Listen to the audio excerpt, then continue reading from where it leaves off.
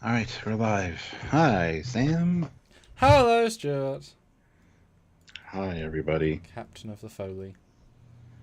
Oh, that makes sense now, damn it. Because now we've sort of seen it, so it sort of counts. Oh, dear. Yeah. What's Hi, going on? guys. What are we doing, Oh, Stuart? well, it's Friday. Last time I Oh. checked, there's a thing we do on Fridays when there's new Trek on. I feel I like could that be is wrong, true. though. No, I think you're probably right. Oh, okay. Well done for remembering. No, I'm here just because, Wouldn't it be funny if like, you had an auto Skype call function where it automatically calls each other at like 10 to 9 every Friday, irrespective of where we are? Because just so we don't forget. It's like, Yeah. no, we won't forget Skype. Don't worry about that. Yeah. Anyway, hi, welcome back, guys. We're here today to talk about Lower Decks. Of course, we are. Badgy's back. Yes. Badgy's back, The baby. Wrath of Badgy. And the love of Goodgy. And the volcanism of Logicy. Yes. And no more. The end. Yeah, he did. But also no third entity. Well, no fourth. Yeah, there you go. Which I could have been fine with if they had thrown some more people. Well, you could assume the ascended Badgy is the fourth. God Badgy. Yeah. Yeah, that's true. All hail our Lord and Savior, God Badgy. The right hand of the koala. Yeah. Welcome back, guys. 24 of you here, 16 likes. Hit that like button if you haven't. Hopefully we'll have a great discussion today about this episode. And yeah, looking forward to hear your input. So yeah, say your things. It's important. we already have some super chats, so I'll get to those right away. Excellent, yeah. Ozzy throws in $5 and says, riddle me this. How many Badgies it takes to play with Q and make one good one Badgy? Oh, how Three many? at least. Oh. Ozzy throws in another $2. Thank Computer activity, blue light alert. Yes, blue lights are very soothing and comforting. I love that. There's no evilness in this universe. We're all good and blue. It's all good. It's all good. Something like that, yeah. But you can be evil and still be blue. Fleetpaw, $2. Fleetpaw's in the chat for Logicy. We barely knew ye. Oh, sorry, F's in the chat. Why putting F's in the chat? What's that mean? Fail? Oh. I guess, maybe? Those are usually L's, like a loss. I don't know what the F's mean. Oh, well. We're not hip enough, Stuart, to know. No, we're not.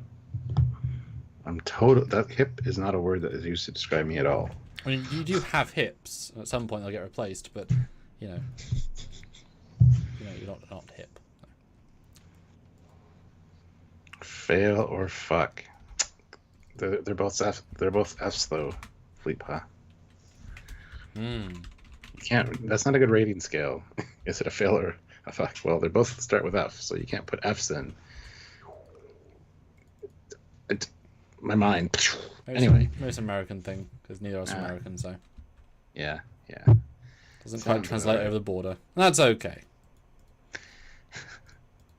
Anyhow, yeah. So hit that like button, guys, and super chat in. We want to hear your thoughts on this episode for sure. So I will get sharing. You will share it.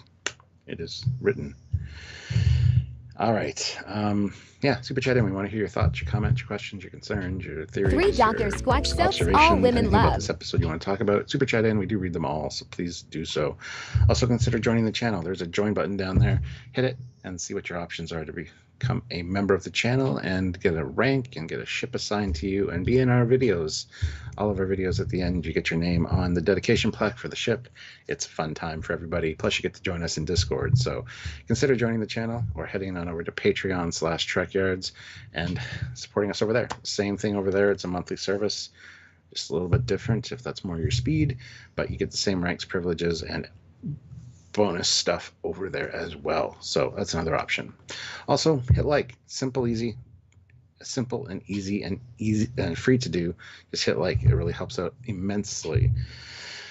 So Super chat during the lives. Do the things. Make sure you're subscribed. Make sure your subscribe button is clicked, and make sure the notification icon is clicked to all, so you don't miss any updates from YouTube. YouTube always misses updating people. Olivia, one of our moderators, got a notification for a live that we did 3 years ago, just the other day. So thank you, YouTube. But anyway, also check out the links down below. There are links to the Teespring and the TeePublic store. We can get some cool Trekyards merch. That would be awesome as well. It all helps out. Pressing F to pay respect is something from either the game Mafia or Yakuza. Well, it doesn't make any sense, and I'm not going to do it. I'm back. Oh my god, he's back. Yes, I am your god. You are a great koala. Possibly. Yeah. Anyway, it's time to talk about an episode, I think. Yeah, episode 7. We are getting pretty far through. 3 more to go. I don't know if that's a good thing, a bad thing, or a thing. So I'm pretty intrigued. So Stuart, what do you think of this episode, and how do you feel it's going in the progression to the end of the season? Well, we got a little bit more information about the mystery ship, an odd thing, which was interesting, but kind of confusing at the same time. But we'll talk about that when we get there. This episode I've seen 3 times now. I really enjoy this one. This is a really fun one for me. Why? I think the pacing and the different team ups, like you got Mariner and Rutherford together, you got Tendi and Boimler together. It's kind of fun. I missed T'Lyn in this episode. Like I said, she should have been maybe at the beginning and the end where they're testing out the grappler. But other than that, I think it's a nice, fast-paced episode. Gotta love the insane eyes and faces on Badgy during this one. And now we got Goodgy. We got another character out of the deal.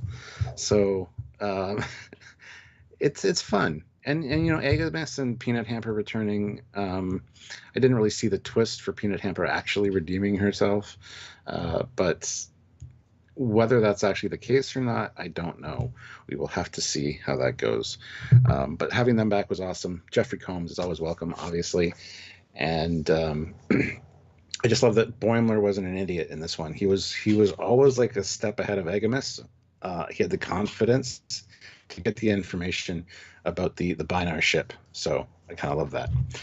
So anyway, there you go. I really enjoyed it. How about you? So what did I say in my review, Stuart? Because I'm sure you've been waiting on my further thoughts. What did I say? You needed to watch it again. You weren't sure. Yes. And did that make sense to you at the time, or did I seem ridiculous in my assertion? No, it made sense. Good. You always seem ridiculous to me because you're English, but well, you seem too nice. Yeah, I'm interested to hear your thoughts on the second watch through. Let me just get the chat because I haven't had the chat open. 1 second. Because do say things, people. Say things. Say things. Say things. Yes. Oh, is there a poll as well? Fleet Paw throws in $2. Did Peanut Hamper's redemption make you like her? No, absolutely not. I still absolutely despise Peanut Hamper. I can't stand her voice, first of all, and I don't think she's actually learned anything. I think that it's not going to last super long, to be fair. So. Well, I mean, is that No. is that going to be a fun double super mega twist at the end? I mean, is that the question? Maybe Peanut Hammer is going to end up sacrificing herself to save everybody. Oh, the ultimate redemption. Yeah. Which might change my mind. I kind of doubt it, but it might. Because end of season 1 was the introduction. Don't think she was in season 2, and then season 3 was the big episode. I think, or was they in season 2 briefly? I don't remember. I think Agamus was season 2, and Peanut was season 3, and then they're both season 4. I think that's the way it was. Yes. Sure. My thoughts. So this episode is very dense with things. It's kind of non-stop things after the first scene. I'm still left with a small disappointment that so much is resolved that we thought would be bigger. I know at the end of season 3, we said that we all kind of assumed Mike was leading, as in Mike Man was leading up to the big AI wars. all of them working together to fight Cerritos. That's been entirely destroyed without any hope of coming back, which is shocking, given that it's felt kind of obvious that's what he was doing. You don't build a cabal of 3 different AIs in the same show. Oh wait, you do, and then so that took a bit of getting used to. So in the first watch, because you're expecting the bigger twist, the bigger moments, and they came in their own right, but not in the right that we expected. So it's very, it's not an episode you could predict. It keeps twisting and turning, all over the place. From Peter Hamper being good or bad, you could have. It was a 50-50, right? You could have done anything for that, or being a trap to lure Agamus to his thing, or all sorts. Peanut could have been betraying Agamus to get information, to get good behavior, to get out. You could have played that so many ways. So the fact that it went this way almost felt like Mike's not confident he's getting a 6th season, so he wanted to wrap things up on his terms. Yeah. Because I'm sure there was a vibe when he got the 4 and 5. Like, well, you're getting 4 and 5, but we can't say for 6, so that's a lot of TV. So it's probably So I'm surprised, right? But Badgy was, in my opinion, his best appearance so far, because of the variety of performance, which I enjoyed a lot. The voice actor did a good job. And to see the turns, the very genuine feeling turns of the character from good to bad, bad to logical, logical to evil, evil to magic, magic to magic good to God, right? Lots of fun turns. Agamus was excellent. Jeffrey Combs stood out wonderfully. I think, yes, Brad was smart, but he had very little agency in this episode. I mean, they talk about another way of sidelining the character. They'll have him sit there and watch. That's fully sidelined to let Agamus do things. So again, they want to sideline. And Mariner, pretty sidelined too. Who got the most time? Because Badgy got a lot, Agamus got a lot, and that meant that Tendi got nothing, although I love the sand joke. Mariner got basically nothing. Like, she almost wasn't Mariner. And the second watch, I was like, wow, Mariner is so much less Mariner this season. Like, so much less present in the story. It's kind of amazing. She's actually a B character now, almost. Which is really weird. She's not built that way. It doesn't quite work for her character. She has more agency than that. But I mean, things when you got good guest stars, right? Give Jeffrey Combs his time. I like Pina Hamper as a character enough, and the voice actors enough, because she puts quite a lot into the sadistic, crazy, AI. It works, right? So it's lots of small elements. I'm just disappointed it's been done so quickly, with no semblance of there's a part 3, right? Like, Badgy's probably out, or she'll come back as a good guy and save herself, sacrifice herself. Agamus, I don't need to see any more. That character feels done to me. We know he's good now. Certainly Badgy is gone, except when we finally get the payoff of the Great Koala, that he'll be there just as Easter egg, right? Like, I feel like they're all done, which is, different. Yeah, I mean, I didn't expect the wrap up for those that we got, but I mean, Agamus is still, in rehabilitation. We'll see how Peanut Hamper does. He is, and legit blue, and that's important. I'm blue. And I still think my biggest complaint, I said they worked out last time, is that they entirely disregard distance and time. They can't get from random deep space to Earth to planet, or Ecuador, I guess, is on Earth, although I guess meant planet Ecuador, which is fine. And then to another planet, which they said in the middle of nowhere. It was Earth. But they left Earth, though. I know, but then Agamus turned the shuttle around and went back to Earth. Oh, I just saw him turn to the side. Control. Didn't see him turn around. No, they turned around. Why didn't he get stopped by any many ships in orbit? Why does anything happen in any Star Trek? Because the script said so. It's not a good You reason. keep bringing this up with Lower Decks. Well, anytime there's a distance issue, and it happens all the time, though. So it's not like it's exclusive to this show. But I feel like people would bitch at me if I suddenly went from Earth to Kronos between a tea break in a fan film. Like, it'd piss people off because it's broken. It doesn't make sense. Like, it's not... You shouldn't just give them the leeway because it's a cartoon. It's like, you can easily have it be more sensical. I mean, JJ did even worse. He got to Kronos like in a couple hours from Earth. So it happens sometimes. JJ's a twat. Yes. doesn't understand Star Trek, which is great because in Star Wars it's actually kind of fun to have no distance. It means you can have battles basically instantly, because there's that common joke. It travels at the speed of plot because I think that Last Jedi, right? That's an entirely different thing, but it takes like they get to the planet and back across the galaxy in the time of like 7 hours. They give a distinct number, and it's like they also get locked in a cell for a few hours. So it's like it's real easy in Star Wars. Yeah, it just happens. It's a conceit of storytelling, sadly. So doesn't take away from the episode for me at all, though. I mean, there's a lot of TNG episodes that do the exact same thing, which are still fantastic episodes. But Does any spring to mind instantly? No. Well, there you go. It's mentioned so often when we do reviews, though. So it's just a point that I don't drill down on. I'll mention it, but it's like, It's just this is still clearly, a fantastic story. This is clearly 1 day's worth of time. It's clearly implied. Most of those TNGs, they can spend a few days at warp and it doesn't affect the pace because they're just going to a thing. Okay, several days. This is like today. This is the thing. Yeah. Fleet Power throws in $2. Famous Cocking saying, JJ is a twat. LOL. Yeah, that should be on a T-shirt. An old English word. Did you just get a haircut? Yes. Me too, on Wednesday. Yes. I don't want to say anything until I got my haircut because now we're haircut bros. So we do tend to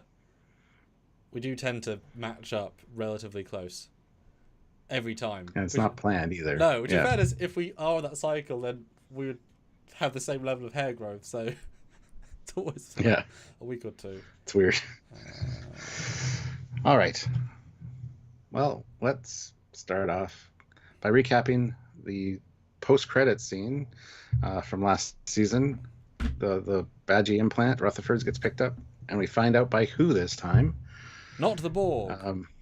No, or the Romulans, or Peanut Hamper. We got a lot of guesses last time. The Deuce. And not by Martok either, because this is not the same Drakmani ship or captain, because did he get blown up? I'm pretty sure he got blown up, or at least implied blown up, because I don't think it's meant to be Martok. I think it's meant to be not Martok, because they're saving that character, because they've used him previously. Yeah, I'm not sure. I thought it might have been him, but I just didn't look into it. If it had been that same captain. Would that have meant anything additional? If he didn't die, I think this guy gets killed. He gets zapped by Badgy. I don't know if he's ever comes back. Badgy's not a murderer, right? No, of course not. Of course not. But I do like willing to give you Starfleet codes. But I do like this intro scene. It's nice to the inner workings. Badgy is fun in the first scene, and then goes very control. Yeah. That feels very control. I mean, how many ways can you make a sentient AI take over body? Turns out not that many. Yeah. Love it talking about how Starfleet codes are worth a lot of Latinum, though. So I'm going to be rich. I'm going to buy my own ship. And thing gets attached to his face. Yeah. Kind of graphic, though. Who's trying to salvage you? There was some funny, genuinely funny lines in this one. I give them credit. It's not a very funny episode, but they got some pretty strong one-liners. Yeah. And then after the opening sequence, we get. They don't say when. They leave it incredibly vague. It could be months. This could have been picked up months ago. That was it's hard to season say. 1, so that was 2 years ago in theory. Although I know Mike doesn't have it's not a year per season. It's but vague means any time, right? Yeah. I mean, it's basically enough time for them to steal holo projectors, but since they can travel warp at any speed, that could be 5 minutes. So who knows? Yeah. But we get our first look at a Binar ship, which is interesting. And we don't know what they're saying, by the way. Just the closed captioning is speaking Binar. Love it. Now, did you expect them to say in English? Because I was pleasantly... I didn't. No. The first time I watched it without them, I'm like, oh, it'll be interesting to see what they'll say in closed caption, but probably no translation. And then, sure enough, there wasn't. I like that because they're so alien. right? So I like keeping that. Plus, maybe they would have sensed something that was different with the ship. Don't know, but it was cool to see them. I don't think they've been in TNG, so it's the first time I've seen them in 30 years, which is great. Yes. Fleet Palace puts in $2. Hi, I'm Badgy. You want me to betray Starfleet to you? Yes. So I start a poll as well. All right. Yeah, it was cool seeing and I was interesting to see some binars like by themselves, and then another one would walk in, so they aren't like constantly in pairs, but still working in pairs. I thought was quite interesting, and to see the interior of their ship. I love when it goes to red alert; it's actually purple, which I thought was kind of cute. And to see their language again, I really do like the glyphs they use for their language. So that's really great. And yeah, we get mystery ship. Now, do you watch the scene now knowing that everything is not as we seem? Do you see the scene any differently now knowing the truth? No. Me either. It still looks the exact same. Full stop. They're dead. That's how this vibes. I don't see any. Well, it's really bad too, because after the ship gets destroyed, the next scene is debris, and it's the salvagers, like debris or salvage located. Mm-hmm. So it's implying that it's the Binar ship. Well, they say it is. I mean, they do say that, yes. But not just that, but professional salvagers would know this isn't enough of a ship to be salvaged, which might have been a fun joke had they said it right at the end, because of course they're implying that this alien ship is actually creating, like releasing artifacts of a ship that matches the whole composite of the thing they're stealing, just to steal. Because when we see that later on, they steal that whole cloth. There's no like broken segments. In which case, again, if they had debris, it'd be a case of why is there only one warp nacelle of debris? You have to have general debris that falls throughout the ship. So they have to build debris, release the debris that representative of what's left of that ship. So when these Ratmani see them, be like, that's not enough for a ship because we do salvage every day. Like there's, it's a master plan we haven't got to yet. Yeah, and Daniel Vance says, I think the main plot of Star Trek 4 and the future aliens are collecting races to repopulate the future. Star Trek 4? Interesting. Future aliens? Repopulating the whales. Oh! I think. Okay, I gotta pop out for a second, but you got the grappler, which is totally safe. Totally safe.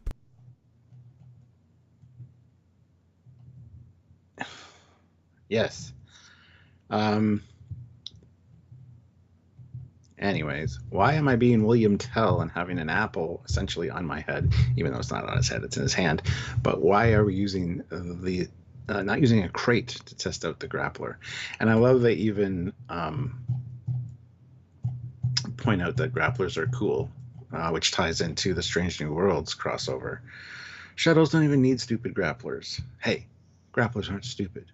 Gotta agree with Boynes. Grapplers are sick. Mentioned in the Lower Decks crossover, or not the Lower Decks crossover, the Strange New Worlds crossover, which was a really nice touch. But Tendi could have been seriously hurt. I'm just saying. She lost her shirt. Do we wish she had lost the undershirt? I mean, maybe, but. And then they try to get it off the wall, and there's no way that's coming off the wall. We got to replicate you a new uniform or a new shirt before you go to their briefing. So it's very nice. It's totes safe, bruh. Yes, Phoenix Gundam. That's great. Anyway, 33 of you here, 28 likes. Hit that like button, guys, if you have not done so. It's also interesting. I think that T'Lyn should have been in this scene. It's fine that T'Lyn didn't go on either one of the missions, but I think T'Lyn in this scene would have added something. I really missed T'Lyn in the last 2 episodes, actually, and she could have been at this beginning part as well as the end of the episode as well with the grappler. And I don't know why they didn't use T'Lyn, but small thing. Fleet Pilot throws in $2. Mystery ship equals Telosians looking for new specimens. That's great. That's an interesting one, actually. I do like Well, a lot of people said that if it's the Packlids, they're going to riot because it shouldn't be the Packlids. But if they're stealing ships, if that's their thing, it'd be cool if like Rumdar found a ship from the future or just some advanced alien tech, and the pilot accidentally died somehow, and they just like the time traveler in TNG, he acquired the ship through nefarious means, but it'd be interesting if Rumdar is just going around collecting ships and like putting all the crews into like transporter buffers or something. Because I don't think the crews are dead now, obviously. But yeah, it's really hard to kind of get a read on those scenes of the destruction, considering that it looks like the people kind of get vaporized or transported away, I guess. But there's always debris afterwards, which is quite interesting. So, yeah, hopefully they do address that at some point. But at this point in the episode, we don't know all that yet. So,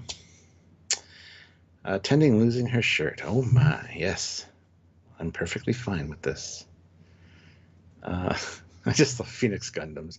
It's totes safe, bruh. Oh. Anyway, 35 people here, 30 likes. Hit that like button. And by all means, go vote in the poll. Is this your favorite of the season? Yes, no, or meh. Go vote. It's interesting to get your reads on that, and we want to have your input. So please go vote on that poll right now. Grappler! Yep. How Stranger Worlds were you vibing right then? Oh, I love that they did that because, yeah, it's tying into that crossover was awesome. Just that little reference. I immediately thought that. But, yeah, it was fantastic. Well, I wonder if it's a chicken or an egg kind of thing. Who wrote it? Who wrote the line first? Mm-hmm. Yeah. It's good. And, yeah, we do like grapplers. They got their place. And I guess we confirm there's an undershirt in the way that... I know it's a small thing, but as a costume, where it's like, oh, they got a grey undershirt. Because sometimes they have bras and pants, sometimes they have that, I suppose. And she's like, oh, I'll just replicate you a new one. Small canon-y thing, but it's yes. So yeah, we get the briefing, and Starfleet's got a distress call from the Binar ship, and they're sending the Cerritos to investigate. But Tendi is being sent to Earth because of Peanut Hamper's parole hearing. She's so happy about it. And in a strangely weird timed incident, Agamus knows something about the Binar ship's disappearance and will only talk to one skin pipe, I think he called him, meat pipe. Where is it here? Because he's like, oh, he asked for me by name? It's like, no, the stringy ensign meat pipe. Yeah. Who betrayed him specifically. Yes. This is a good line. It's great. Yeah. Yeah. And it's nice to see. I don't think we've ever seen the four of them in a briefing like this, feeling this official. So that was quite nice. It kind of felt like a payoff in itself. Yeah, very split up mission. Yeah, so I was fine to it, really. I love how Mariner is like, yeah, go fall into your obvious traps, guys. But they do. They all feel like they know. Even Tilly, no, Green Lady. She's like, oh, it's probably hopefully she's good, maybe not. And obviously it's evil, maybe. Like I like everyone. Like everyone's very aware of the situation. Yeah. There's a which they should be, right? They're meant to be smart people, so good. Yes, good. But he's not feeling if you want to go explore stuff and help people. It's like, oh, I have to go talk to a robot. Yeah. But then we see the megalomaniac AI penitentiary in the Daystrom Institute. Hopefully they're like playing basketball. This is great. It's so ridiculous. Tyrannokilicus. I love the name Tyrannokilicus for one of the. That's great. It's just great. It's ridiculous. It doesn't make. I love it. It's nonsensical. It's great. And one of them's got like a barbell on its head. It's like, okay, interesting. Although I was looking, I couldn't see the CBS logo one. I couldn't either. I was looking for it as well. Yeah, it's quite interesting. Maybe it got rehabilitated and it got set free. Maybe it got sent to the mountain. And then he cut to the garden, which actually is a very sweet little scene. But clearly Dodge, when Agamos can invent drones that look like evil drones from TNG that's got horns and red. I mean, not subtle, not subtle, but I mean, he's not a subtle guy, so it does make sense. I love how it's like, taste wet sustenance. He's evil, you know? Watery evil. Sure. Yeah. But it's actually quite cute. It's actually quite a cute little scene. Yeah, and here we get the conversation about her like practicing her speech and their plan that they're going to meet up afterwards, and it's kind of great. Very classic sort of evil plan, run off together, girl guy duo team scene, which is then fun when you consider it's two robots who have just got flashing lights, and there's so much personality they're putting through with boxes and flashing lights. So all credit to them for the scene. Although I was wondering, how is the guards not hearing them? You'd think they'd be monitoring, because they're, you'd think. But I mean, in real life, prisoners are allowed, to say things that are dodgy, not being monitored, I guess. So why would they not? But it's like these are robots that take over planets. They have a right to speak privately. I don't know. In open space. I don't know. No, I say no. Just deactivate them all. That's my take on it. Foley for Federation president. It's a lot of waste of resources to take care of sentient AI. I they have rights to No, they don't. What's it called? Rec time, yard time. Mm-hmm. It's a great joke. As is the turning blue. It's obvious. It's silly. I love the sound effect. I mean, you can imagine Jeffrey Combs being like, in script, he turns like, try to explain that as an actor, bring into the it's fun. Yeah, thanks, touching little scene. They kind of talk to you about how thanks for being here for me during all this. I couldn't have done it without you. So yeah, it's very foreshadowy in a good way. There's obvious implications to me anyway. What's going to happen? Although I'm kind of surprised they didn't go full romance plot, but that's okay. We've got time. Well, they might still. I mean, Agamos is clearly interested. Peanut Hamper not so much. I think so. I mean, it feels like he is, but they never crossed that boundary even once. Well, later when he's talking to Kevin, it's you can kind of hear it in his voice that he's maybe interested, but Peanut Hamper's totally oblivious to it. Like, yeah, he's just my best friend. But maybe I think he just they're doing that kind of thing. Maybe he just wants to have a friend. He's never had a friend before. Like, there's that certain innocence of a robot that's only used to domination now as a friend. You know? Yeah. You know those classic boy meets girl, girl becomes deranged robot becomes take over planet, old as time, all the classics. Tale as old as time. Yep. But it works. Anyway, the Cerritos ends up arriving on scene, and they're having scanning sensor issues because of the nebula. And then they talk to the Drakmani. Sorry. I love the captain. He's like, help, the demon triangle is... I'm pretty sure he might be dead. I don't know. Maybe not. Demon triangles aren't known for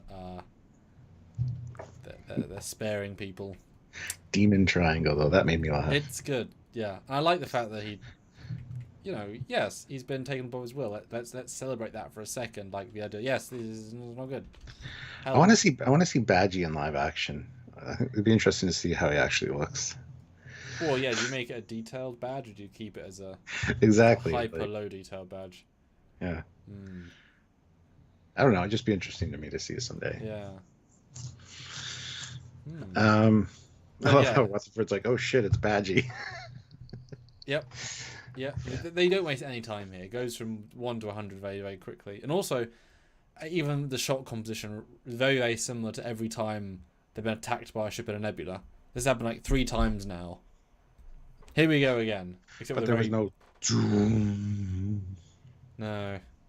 There was no horn. But it's a good little scene. And leads into Babe. I guess not Babe. Lassie? Space Lassie? Is that what might be Lassie, yeah. I thought Lassie when I first saw it too. Yeah. I haven't seen Lassie for probably 20 years, but I felt Lassie from it, so... Yeah. Yeah. Does it make sense? Lassie. Don't know. It's for a robot's rehabilitation. Doesn't Lassie and a robot are friends. Isn't that nice? They all life can be friends with robots, and all robots can be friends with all life. Yeah. Be friends. But it's time for Peanut Hamper's parole hearing, and then Agamus also has to go meet somebody, so they get pulled out of the movie. You stupid ape. Actually, you're traveling, you idiot. I think he calls him sack of chemicals, yeah. You think he would have turned his light blue before he walks in the room, but... You think a robot would know exactly when the meeting was going to start, given he probably has a clock inside of him. Right? But, you know, maybe the movie was that distracting. I don't blame him, it's a cute dog. Sure. Yeah. It's just weird scenes, right? You know, I think there is certain logic with approaching a sentient AI evil robot prison. Just do it like a normal prison. Don't overthink it. That's the comedy. Yeah. Work for me. Congratulates Boimler on his promotion, and then goes on to say that he's got drones floating around all over the place. One of them saw something with the Binar ship, but it's fragmented, so he needs to go meet with the drone in person, physical contact. Yeah. And I love Boimler so skeptical, or even at one point is like, I'm leaving. But then gets the confirmation of the star date. And it's like, no, Boimler, don't be duped. But I love that Boimler's actually kind of in control the entire time. It's really noticeable later. But, yeah, I think it's great. He doesn't look like an idiot or incompetent at all, which is good. I mean, he looks not very assertive, as in he's just letting things happen. Yeah. But you kind of get the sense that I don't know,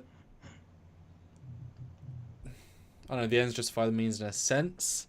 Like, Starfleet's okay with another AI doing another bad set of stuff in order to get information that might save the quadrant. He's been given that orders of, like, find out whatever you have to. So, evil AI do its thing. We can forgive it for a certain amount of time. I mean, you know? Yeah. It sort of relies on Agamus, A, wanting to keep him around, and B, you don't want to kill him. A few risks here. And as you said later, when he subjugates the planet, it's like, did he kill people to do that? Was there a military strike? Did people die? Because that's awful. Yeah, we'll get there. That's a problem. But I like Agamus trying to be nice while still using the vocabulary of an evil person. It's an effective storytelling technique, so I give him all credit for the fun there. But I do wish it was more. This is more the A plot, with Boimler a bit more having fun with it, a bit more, because him and Tendi are a rare duo. But there's so much going on, right? You can't focus on anything in particular, and yet they kind of felt like they did. Yeah. Interesting. Again, lot packed in. Oh, and straight into a space battle, which the first time I was it took me by surprise how much damage this thing's doing. You can really see, but it's kind of hidden in all the flares. It's not a space battle. It's getting booped on the nose. It's so cute.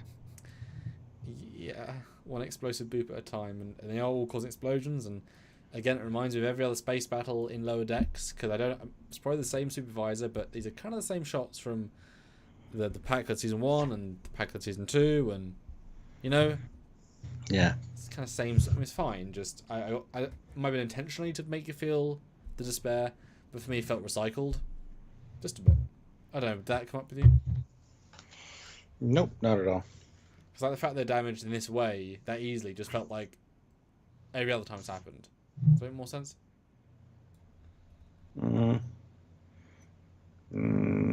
I can see why you might say that, but I disagree. I guess someone does space shots for a living. It's like, it can make it feel different, right? Yeah. But we find out that, because Rutherford gave him full access to Starfleet data systems, he can negate their shield frequencies, all possible shield frequencies. Yep, it's Lursa and B'Etor on steroids. Because they had a frequency and then somehow kept it going. Whereas Badgy just knows everything. Although you would think that Strax could then go for a random modulation, and that would be all you have to do to solve them. And unless you argue that the random modulation is therefore not random, because there's an algorithm randomizing it. But then you could argue that all Borg could also stop all Federation ships, because they are also smart enough. I mean, they're surely smarter than Badgy. You know? Yeah. Well, the problem is, as of right now, there is no such thing as a random. If you put a random or a shuffle on songs, there's a code to it. So in the future, maybe they could do an actual randomizing, but I don't know. Well, I guess I meant also couldn't Strax just have a big layout of buttons, just pick 3 at Yeah, random. Like just have a slider, slide it to whatever yeah. frequency. I mean, that actually the slide would be perfect. Yeah, there's no random. Yeah, that would be the only solution, right? Just do it. It doesn't matter, right? Any shield modulation within that range, because it just makes you appreciate that this sentient AI, to what we've seen recently in the Construct and Prodigy, in the Texas class in season 3 of Lower Decks, in Control in season 2 of Discovery, and in sort of Picard season 1, the end of season 1 conceptually, but not really.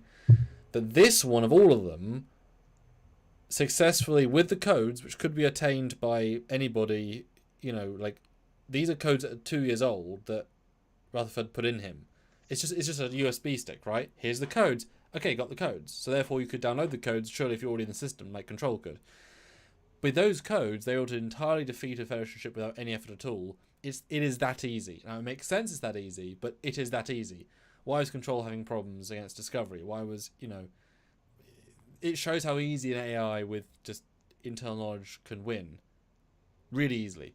What do you think? Yeah. Was it too easy? Is what I'm kind of saying? Yes. But again, it's one of those story conceits, I think. Oh, and Picard season 3 with a ball. Oh, yeah. That was yeah. Not technically the same, but feels the same. And guys, vote in the poll as well. Subject your thoughts, because we really would like to know what you guys think. And Fleet Pass says hashtag boop the like button. Yes, hit the like button. Let's try to get to 50. We have 40 people here. I think that should be very doable. But if you haven't hit the like button yet. Yeah, don't explode Yes. the button. Yes, don't do a Badgy boop. Yes.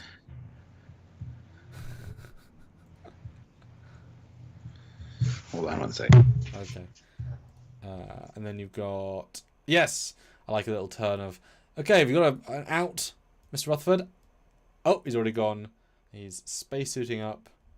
Because he has to solve the problem. He has to.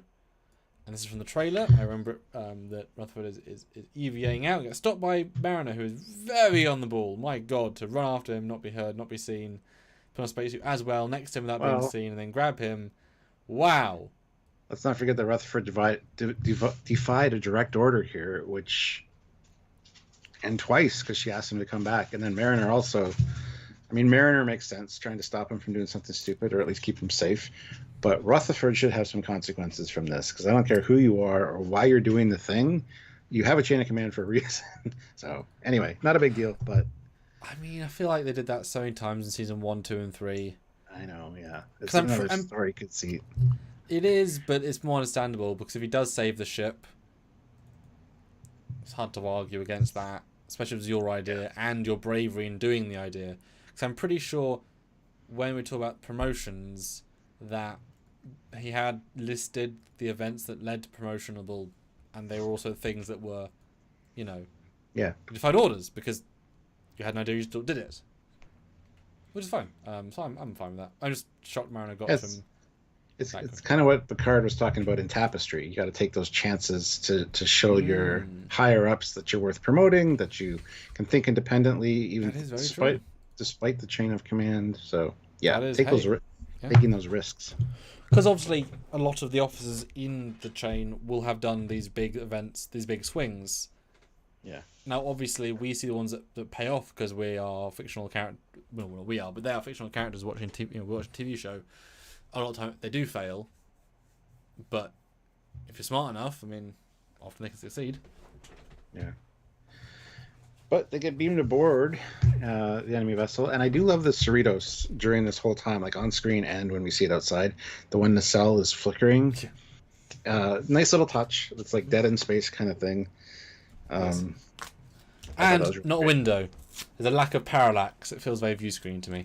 As it should. Yes. Yeah. But yes, he's alive. He's got form. He's not real form. He's a hologram, but he's out of the holodeck because holoprojectors easy. Now, I kind of thought that was going to play a part.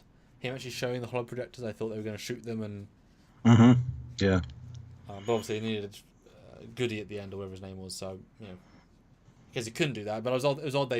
We trust you. Well, do we? No, but we believe you still. They have holoprojectors. Well, he also makes a point of saying there's scavenged hollow emitters all over the ship, so Yeah. it must have been scavenging for a while. I would assume a couple months. Badgey's been kind of with this crew, because how often are you going to find hollow emitters in salvage or scrap, right? So, Well, yeah.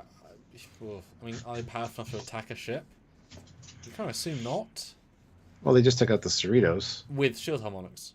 I know, but And, I mean, yes, they could just attack a Starfleet ship, but then that's a big risk. But, you know, one Prometheus class, risk it for the chocolate biscuit of all the hull projectors. How many ships in a quadrant have hull projectors? I'd say super few. And I guess they're implying they're too dumb to build them. maybe, Or yeah. you just say, I built them. Doesn't matter, it's just interesting, because it was a distinct point made and kept. Yeah. But Rutherford does a power play and is like, come here, and gives him a big hug. Yeah, it is a real play. I think glitches him out for a second, and then we'll see what happens in a minute. But yeah. I mean, how did this hit you? Because it's the first twist of the episode for sure. I thought that's pretty clever.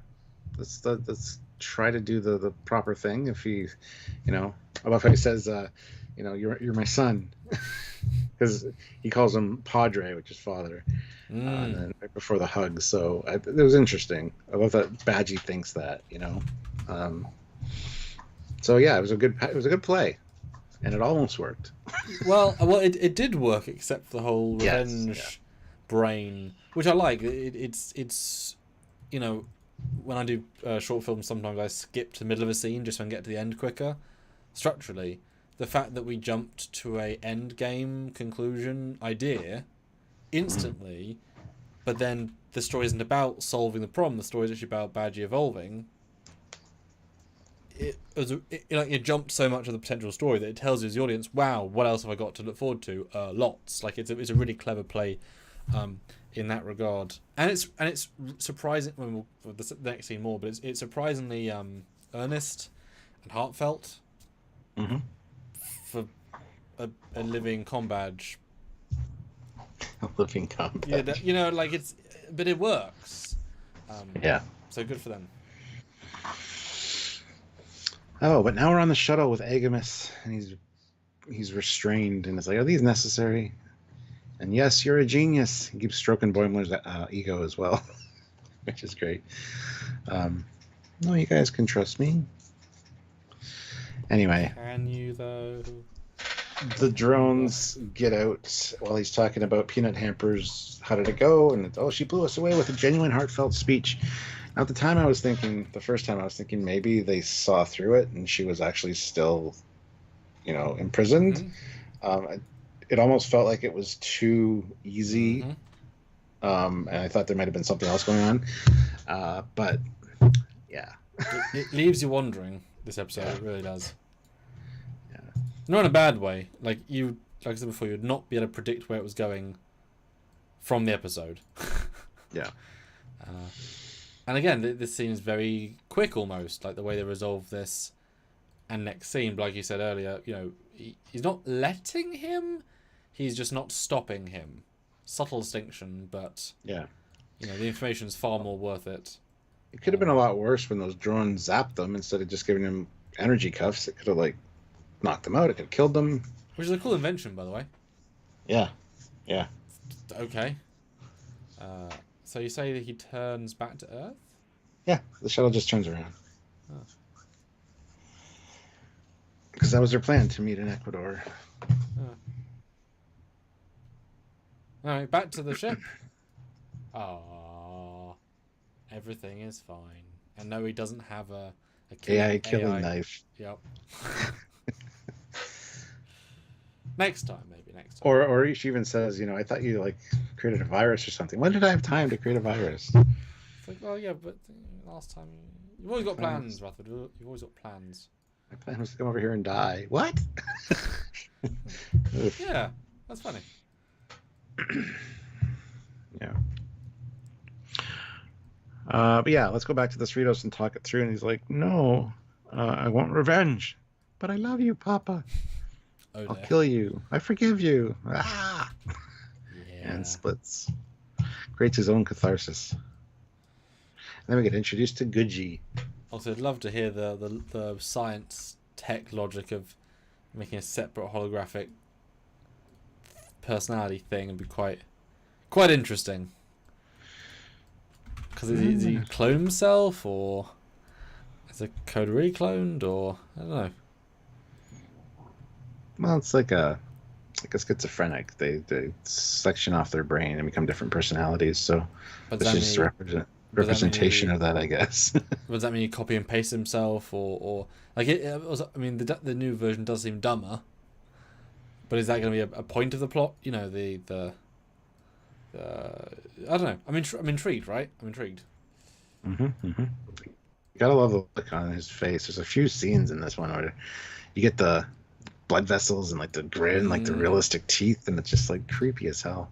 Yeah, their deliberacy of going from the animated style to the hyper realistic is very effective because it's not nice.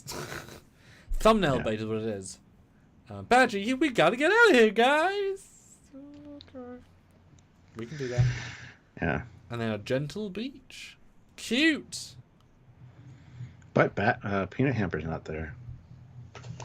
And we learn that there's no sand on Orion, just sharp little pebbles. And then this is where she says too, you know, I can get us out of this force field if you want me to. It's like, nah, it's all good. I want to get the information for the captain. Because it does make sense. She's what's it called, Omega, an Alpha Prime. She's actually, you know, probably quite a straightforward way of doing this escape somehow. Yeah. But it's good. We gotta, the mission comes first. Yeah. And Agamus is dismayed that she's not there, but there are many beaches. She could have got confused. But no, one of his drones finds her trowel. Yes. Her little device, and it's like, oh, she's left me a sign. Maybe she's betraying me though. Oh. Yeah. He likes her even more after that. Right, skinny man, let's go to the next place. Ugh, gotta carry the goddamn robot.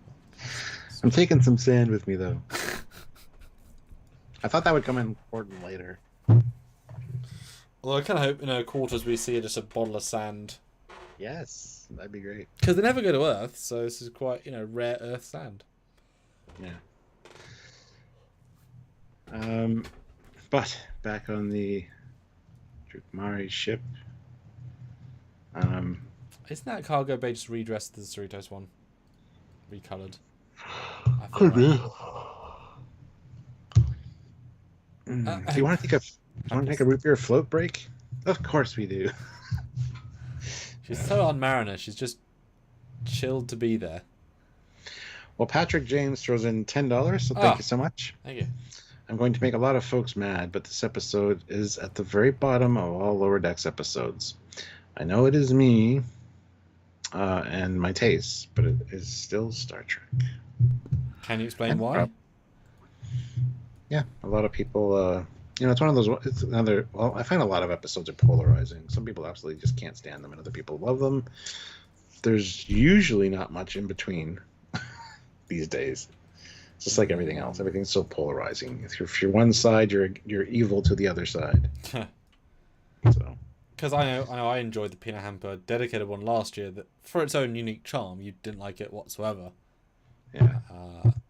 This, I think, is this is less clever than that, but obviously it's more Star Trek than that. And we get, like, the Cerritos getting attacked and stuff. It looks Again. Cool space shots. And we got a lot of ships later. They're not cool space shots. They're okay at best. I thought they were cool, so. Yeah. That's okay, Stu. But the clip show of stations at the end is great. That's, just that we can show off now sort of level of cool. Yes. But yeah, Badgy basically says, no, you guys are all doomed, gotta kill the crew, and things keep getting worse. Yeah, as the gas is used. You love. This almost never happens, and I temper anomalied right out for this. I was like, yes! Which was it, anethazine or is it neurazine? Neurazine. Ah! Yes. Yes. They come to the conclusion that he's still a program. Yes. So there's a way around this, and they hurry off to the bridge. Yes. And Mariner takes out one of the guards, and what's the story of the start of the episode? You know, science is not get it right first time. It's about iterating, and if it's worth it, stick with it. And so he never gives up on him, which shows growth. Because I think originally in season 1, whenever we had Badgy originally, well, he snapped his neck, right? There's a deliberacy of trying to let's remove this obstacle of this broken program.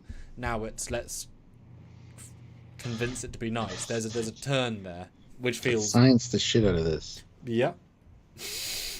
Yep. But I was kind of surprised how, again, the episode, right, it's keep burning through plots. I was surprised how easy this was. Just don't do it, it's not logical. Okay. A bit quick, a bit random. As soon as he said it the first time, though, I'm like, oh, he's going to split again. Because, I mean, the episode title name is A Few Badgies More, so. But yeah. You know what I mean? It was a little bit too easy for me, a little bit too quick. I like how, too, at this point, he's like, Badgy himself says, oh, jelly beans, I have to deactivate the gas. Yeah. Well, because he's still the happy-go-lucky character still, even if he's trying to kill everyone. Yeah. But then we meet Logic-y. I think he might be my favourite. Yeah. I love how he says, I take issue with the pejorative when I am simply a product of your self-inflicted bifurcation. Like, don't accuse me of stuff when it's your fault that this happened. It's great. He's still silly. Yeah. But it's good, and I kind of want to see that character again. Blank expression of Vulcan. We did get a Vulcan for the week in Logic-y. Yes, no T'Lyn, but we got Logic-y. And you said this in our other review, and it didn't occur to me, but I appreciate pointing it out. Where would you have put T'Lyn then, had you had the chance to bring her in? Like I said, I would have had her at the beginning and the end with the grappler, right. And maybe on the bridge of the Cerritos. Not necessarily doing anything to help the story, because I don't think you could have fit much more in this, because it was pretty crammed. But yeah, at least have her there would have been nice. Because it makes sense she didn't get sent to Earth. It makes sense that she didn't jump out an airlock. So it makes sense that she's not on either one of the missions. But it would have been nice to have seen her at the beginning and the end when they're all hanging out. So. Yeah. Or literally right at the end and pop her head out like, while you're gallivanted, I completed my mission. Boop. And the shuttle just works. It's like, oh. Yeah. Got fun out of it, jeez. Yeah, and it ends with, the scene ends with, just leave the Cerritos alone. I don't really care about that ship. If I wanted to hurt you, I'll kill everyone in the Federation. What? That is most illogical. Which yeah. Which it is, but the fact that we can now push that far because he now has no longer any logic. But what is the plan? Because this is a bold plan. Does it make sense is the real question. He's just accessing subspace relays, and he wants to become part of the subspace relay network and control every ship, every station, every comm badge, be in every piece of technology.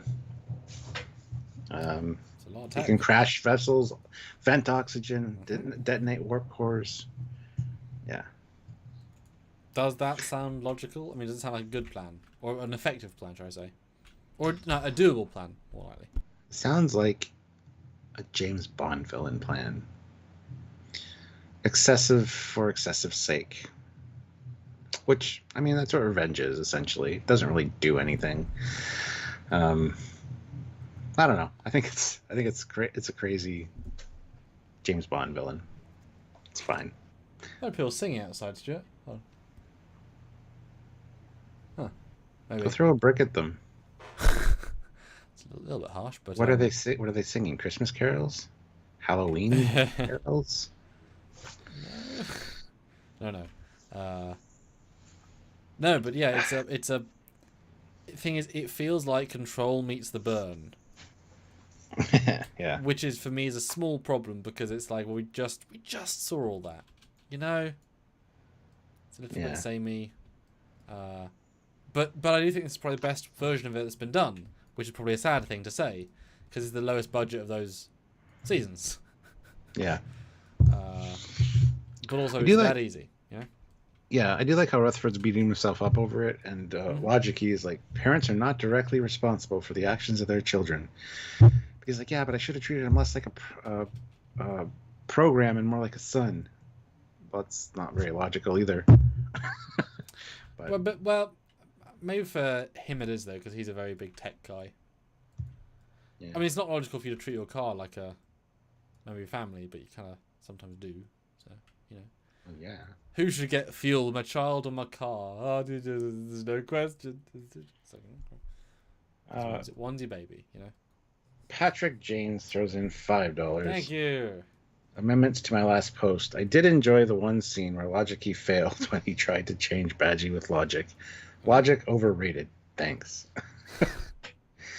And Fleet Paw throws in $2. I have to dip, guys. See you later. Oh. See you later, Fleet Paw. Thank you for joining us. Good to see you as always. Or the Fleet Paw, put a score in the chat.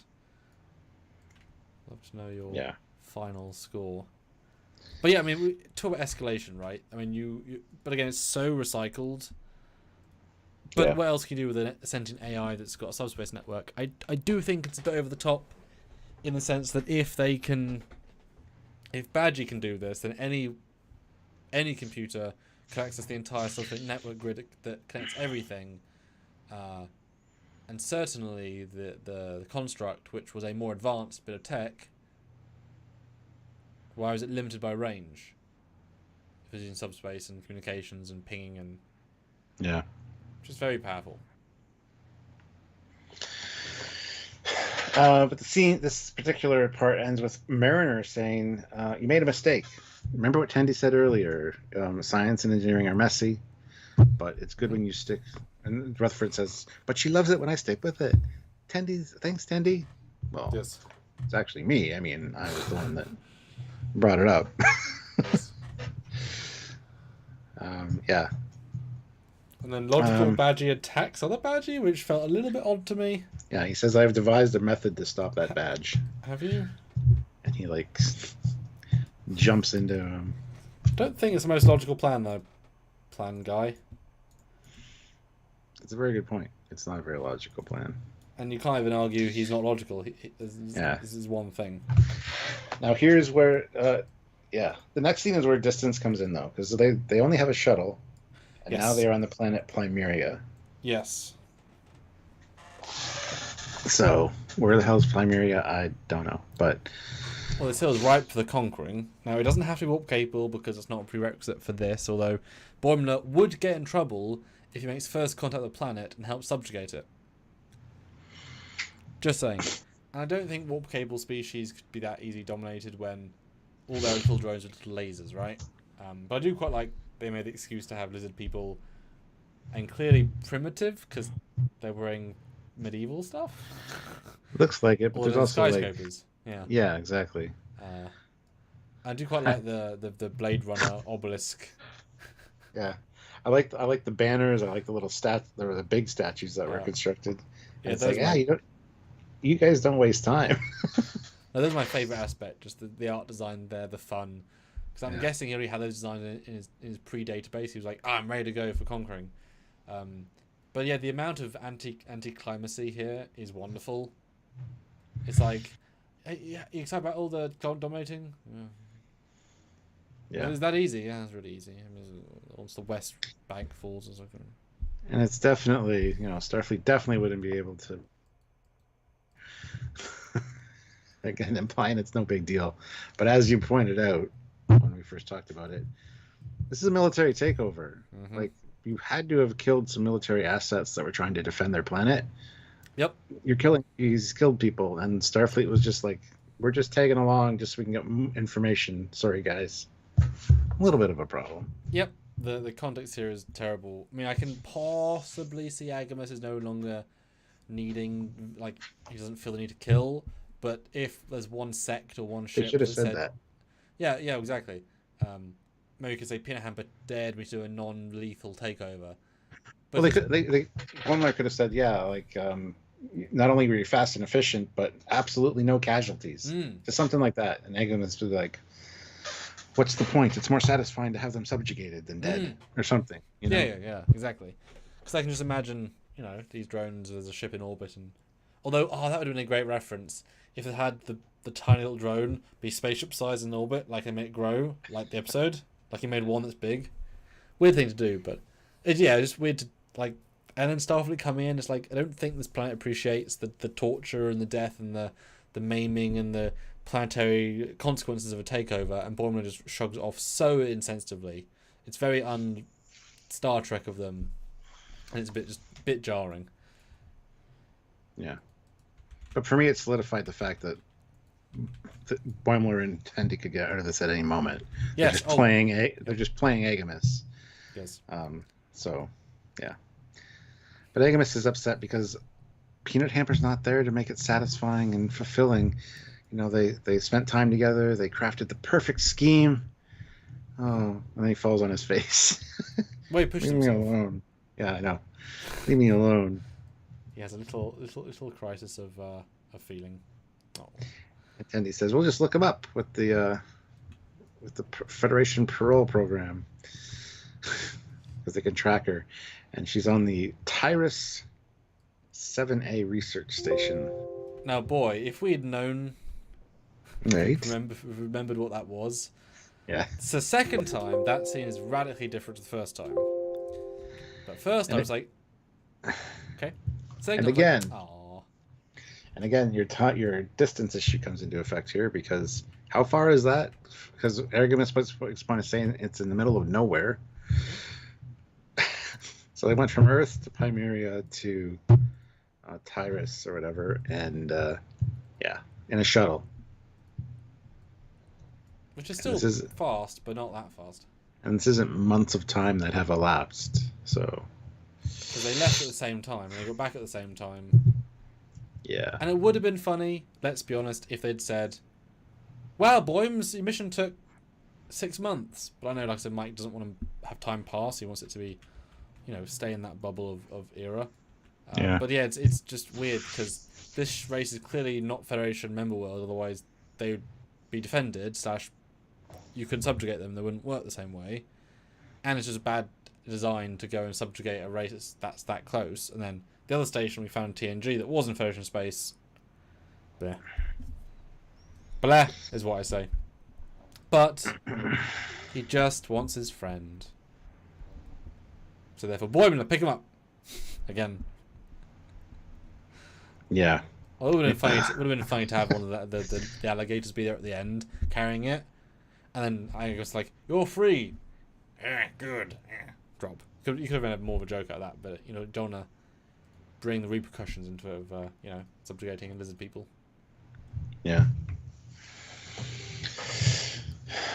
But back with the plan that logically had, or Badgy basically, get out of me. And I guess the logic plan was to Starfleet might care about us if we give them the chance. No, they don't care about us. And then, unfortunately, Logicy gets his back broken and dies and disappears. Such a shame. Rest in peace. And Dr. T is king, member for 6 months at the rank of ensign, says, I hope T'Lyn shows up next week. Yes. It'd be great to have T'Lyn back. I love T'Lyn's character. So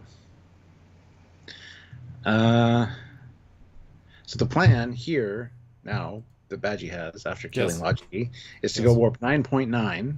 Very specific. Yeah, and then he'll be able to transfer himself in all across of subspace and be a digital god. Yes. Didn't know those scavenger ships could go 9.9. And why would going that fast make a difference? I don't know. It's close to warp 10, and then warp 10 you're at all points, so I don't know. Because I thought that's where they were going with it. Because that feels logical, and I could absolutely buy the warp 10 bit is the.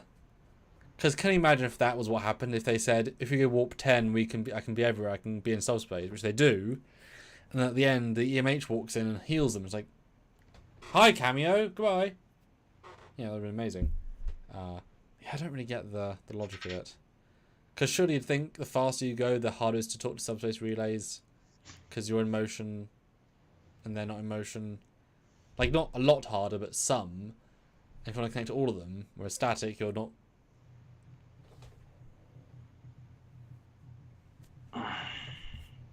Don't know. But when you're in warp, you're accessing subspace to travel faster than light. That's But part then of the why warp process. 9.9 though? I don't know. Yeah. Yeah. Because I could have seen if it was something fun, like we have to slingshot around something to up our warp speed to as close warp turn as possible. Like the idea of, I don't know. And like you said, my ship probably couldn't go warp 9.9, unless obviously because they just salvaged some fancy engine, but that's really freaking fast. But hey, at least the thing stretches, and a Voyager, which was nice to see. Yeah. But I love Rutherford's though. Please, like, just chase me instead, or try to burn my heart in a fire. Remember? Normal stuff. Don't do this thing. Yeah. Yeah, don't do mass. Don't do the burn level destruction, because that's really what it feels like. Like they're gonna cause a burn again. Ouch. Yeah. Ouch. But look at all the pretty lights. Oh, because it's real warp. Yeah. It's real nice. That's kind of the feeling I got with that line. Like, hey, look at that. This is how warp's supposed to look. I'm not going to disagree. That is, yeah. But it's a good pace here. It's quick. It's escalatory. It's like, oh damn. Yeah. Oh damn here. But we make it to the Tyrus station. Yes, we do. And first watch, I'm just like, oh, that's a nice planet station. It's cool. Don't think much of it. With the particle beam. Yeah. Sure. And then the scene plays fine. But tell us why this is important, and let us know in the chat right now. Did you remember? Did you recognize? Yeah. Did you know? I sure as hell didn't. I didn't either. Not the first time.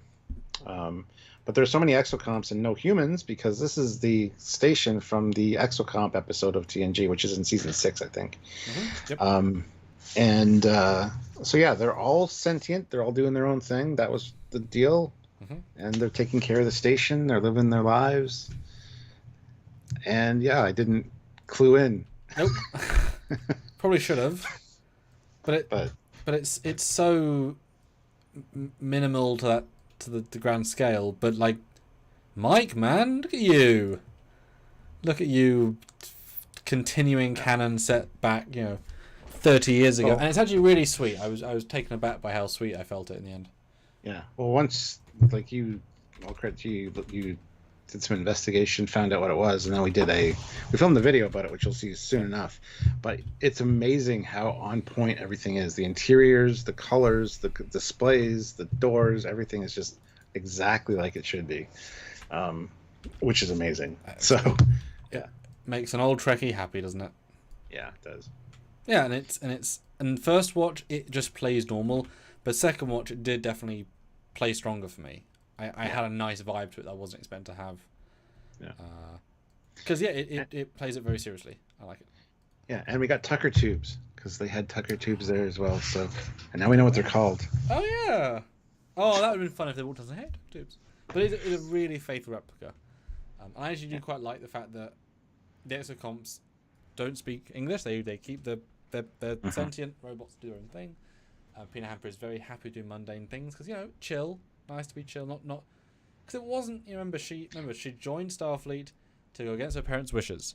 Yes. The evil thing was because she's like, well, I value myself over you guys, and it kind of escalated because she was reacting to a bad situation to survive. Oh. Now she's back home. She's like, I don't like this isn't really my thing. So it's nice to be like, oh, this is kind of fun, just being me. And I love how her parents would be opposed to Starfleet because Starfleet basically killed a few of them before they realized that they were sentient, right? So one of those things. And when she said, "Thanks, Dad, I got this," I thought I heard Dad, and like that doesn't make any sense. It must have been like Dave or something that she said, but no, his name's Kevin, and it is her dad. Yeah. Well, I didn't first time I heard Dad, and I'm like, that doesn't make much sense, but okay, let's just go with it. Because again, I didn't put this 2 and 2 together. This was the station where they were all kind of. Yep. Yeah. It all makes sense. Yeah. And it's rather sweet. And if you're going for an end note to her arc, that works really well. Just ending where you began was actually quite nice. Well, she had every intention of doing this thing, but as they were practicing her speech for the parole board, she realized that she wasn't faking it. She actually meant everything that she was saying. So she decided to go there and just chill out. Just do the exocomp life. Yeah. And that's okay. Yeah. She did feel remorse at betraying everybody, she says, and I did enjoy our time together, planning this. Like, it's not like I didn't enjoy it. I wasn't faking it to just... Because the escape was real in a sense. Yeah. My part of the escape was to actually escape, though, by legal means. Yeah. Because it's true. It was. And their whole... I didn't want a subjugated planet. I did it for you. I've already done that. It's not something I wanted to do. I thought why don't you just tell me? Like, yeah, exactly. Anyway, any excuse to have extra time with you. So, and then his light goes blue all on its own. Yep. And you don't tend to say those sorts of things unless you fancy somebody. Let's be honest. Yeah. They're very nice. Nice lines. Oh, nice to meet you, Mr. Hamper. His name's Kevin. Yeah, because she invented the name Peanut Hamper. It was the mathematically most perfect name. Yes, if I recall correctly, and you were like, yes. Ugh. Yeah, I did make noises very similar to that. Your appreciation was low on the hamps. Mm-hmm. But it's really sweet, and Agmas, we don't know the context of how, what, where he was made, so maybe lack of friend over hundreds of years led to resentment, blah blah blah, right? It's sweet. And again, I think we had this last week, something was left ambiguous. It's also ambiguous, are they relationship vibing, maybe not. But I do kind of hope that this level of recreation of the set, which is very, very good, implies we might get a Peanut Hamper part 4 where she helps. Like that feels like a next step to kind of have the turn be complete, and now you've got the station, or that works for me. Yeah. But I even like that Tandy and Mariner give them some time. It's like, should we call Starfleet and drag him back to prison? Nah, just give him a minute. I mean, yes, but give him 20 minutes. I was kind of assuming that I'm going to be pissed at that, though, and revolt again. But can potentially, because, prison away from your friend. Although, I guess you can now do like a pen pal storyline from prison that could be funny in itself, right? You could do... I mean, there's lots you could do with that, obviously. But it's actually quite sweet. I do think she's good now. But will she ever evil? Yes, no. More just looking out for number one. Oh, okay. She was absolutely evil and betrayed everybody. Betrayal, evil. And without even a thought. People that cared about her and she faked relationships with just to be like, bye. She married a bird. Yeah. Like, that's evil. Come on. That's like the epitome of evil. No empathy for anybody else's feelings. Come on. She's got a great name. No, she doesn't. There's nothing good about Peanut Hamper. Not one goddamn thing. Not even this redemption. Oh, anyway, back to the ship and Badgy. I love how he's like, Rutherford's like, I still believe there's good in you. Well, you shouldn't. And he transfers himself into subspace. This escalates real quick. Yeah, the ship turns all Tron-like. I'm not sure what I'm seeing. I don't know why he can do this. Are there subspace relays inside every wall? No. You don't become a god just because you're in every subspace. Yeah, right? This becomes the silliness of the episode. But it's a fun silly, right? But I don't understand it. I don't know if you can explain it successfully because I don't know if it makes sense. But it's just representing that he's in all the technology. I think that's why they're just highlighting it. Yeah, I could see that. It's a visual effect that they would do it in a show, I think. So yeah, I think you're right. This first station is a new station. This has not been built before. This is looks like a riff off the relay station cryo facility that was in season 1 TNG, I believe. Looks like a version of that, which is fine. I think it's supposed to just be a subspace relay. Yeah, because the locations escalate, right? From relay to Cerritos to bigger ship to the Vancouver. Yeah. Was that the one we had last? Oh, that's the first one, yeah. Yeah, it's a Parliament class, the first Parliament class we ever saw. Because if you look at the inside that's the lady he dated for a bit, which is quite sweet. Oh yeah. And Yeah, the room yeah. they had a meeting in, which I love. Badgy saying, "I'm in every L cars." It's like, yeah, you said Yeah. L cars. Tickling the isolinear chips. Then we get to Lynn's former ship. Which is great to see. Still a really nice kit Oh, to bash. I didn't notice him in the little computer display on the left. That's fun. That's fun. The same starbase from the other episode again. They didn't change anything. That's just a stock shot which is fine. Yes, same ships. And then DS9, which is lovely. The fact they built it and then they just throw it in as a side note is so tremendous. And then Earth Space Dock, the original season 1 version, which is a bit weird, and then a really low quality close up because you can see the polygons, right? You can literally see.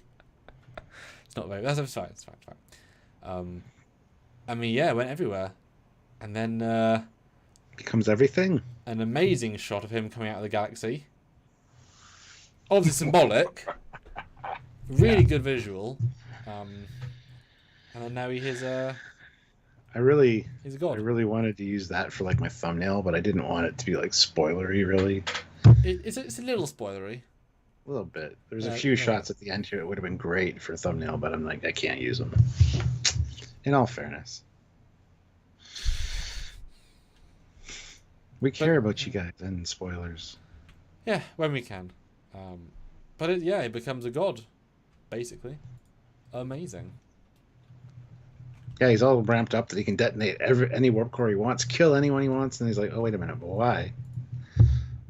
I know everything. I have unlimited power, infinite knowledge. I exist in the past, present, and future. It's great.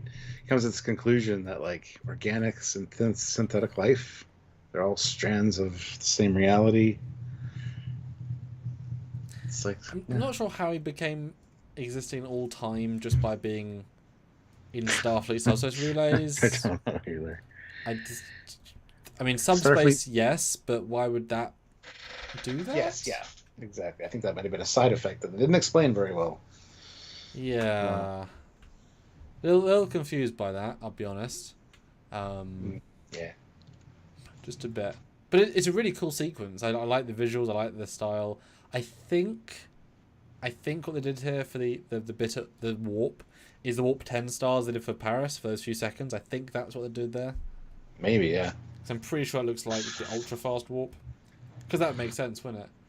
Mm-hmm. And he's real sorry that he tried to massacre the entire galaxy. Yeah. Warps. But he's going to go to an empty dimension and create his own universe. Just like that. Yeah. It is that easy. Hang out with the Q continuum. Check out the Black Mountain. And then we see the Great Koala smiling down. Great Koala has a playmate now. Yeah.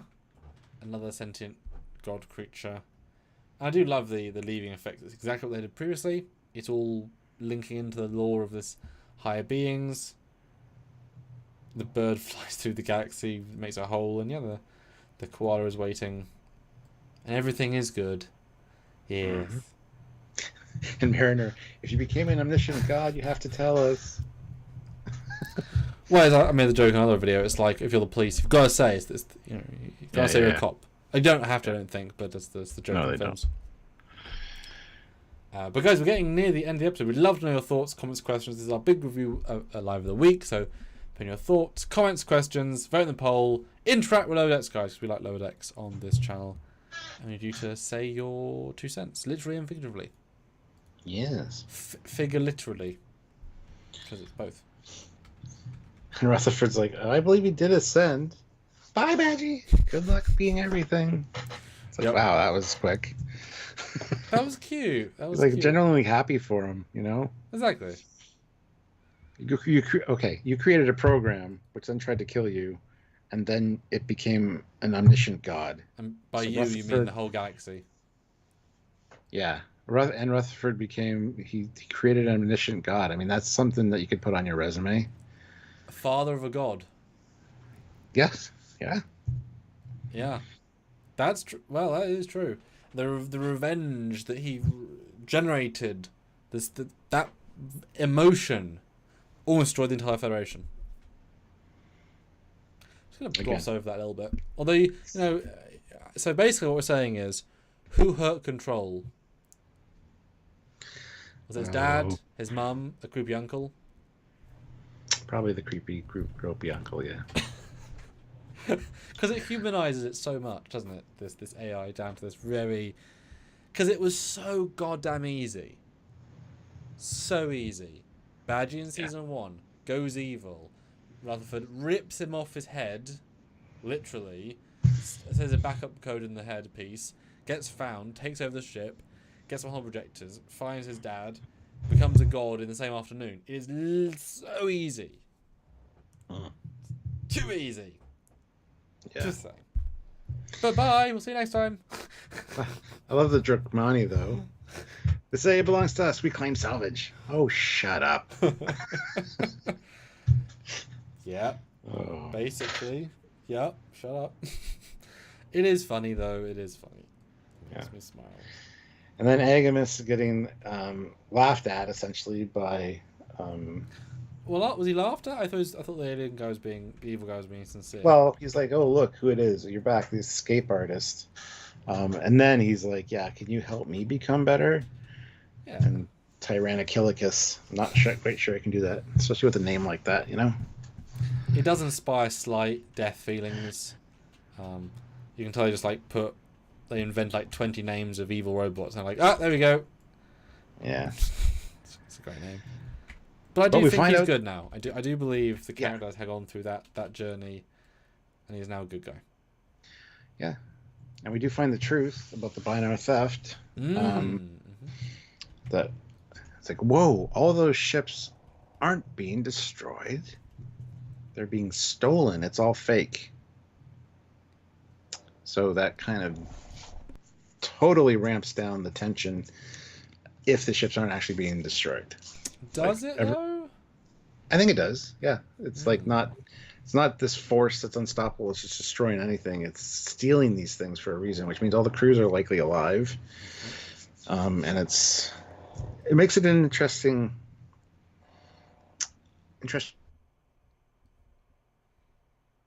debris. Are they creating small amounts of debris? Mm-hmm. So there's a debris field because they've showed us that a few times now.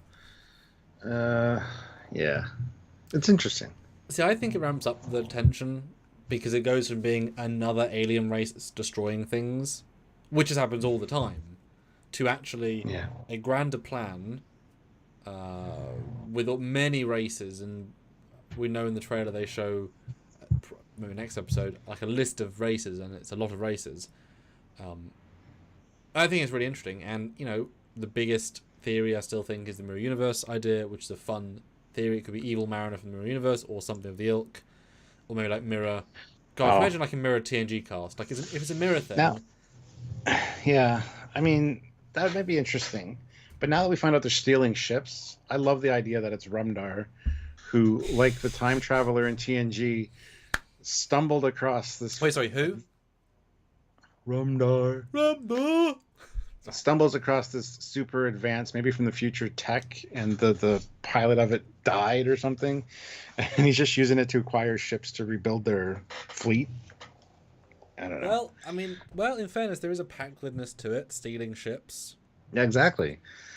That revelation that they're actually being stolen now kind of does point that way a little bit. Because it'd be funny if the ongoing villain for Lower Decks was always the Packlids. I agree, Packlids are fun. I mean, we talked about previously, what if they made an intelligent Packlid? Like, give him a chip, make him really smart, but with the same inclination to build and to grow and to take.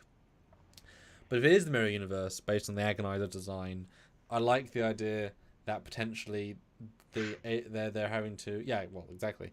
They are scavenging races because they need biosamples from aliens to cause some sort of like DNA bomb or DNA conversion between universes, and they have to get a version of the species they want to beam over or something of the ilk. Or even maybe they're doing this grand scheme where if they can get people from every race or a lot of races, they can replace them with duplicates and then send them back. I don't know how it could work, but yeah, it could literally be Section 31, though, like William Boimler. and because he was introduced last season as joining Section 31, I think that's going to play in somehow. And it could be that they need to get more funding for Section 31 because they're not really needed. So what better way than to ramp up the stakes by having this mysterious threat, not only affecting the Federation, but everybody. Something like that. I mean, that's interesting. So, a Section 31 guy comes at the end and says, hey, I've got a solution. Bish, bosh, bosh. Hey, we solved the problem. Turns out it's their own made problem. Yeah. But then wouldn't it be a lot easier just to kill all the ships? Because then there'd be no witnesses? But they need the ships and the crews for some purpose. Okay, so there's another layer to that. Yeah. And Sergeant Montgomery throws in $2. Oh, thank you. Starfleet and compromised systems. Yawn. 6 out of 10. Okay. Well, we're not done the episode yet because we got Grappler Test 86. It's like, see, you could have just had it on a crate the entire time. Boink. And I added an AI to it, and I'm like, oh, yeah, it's going to be good G.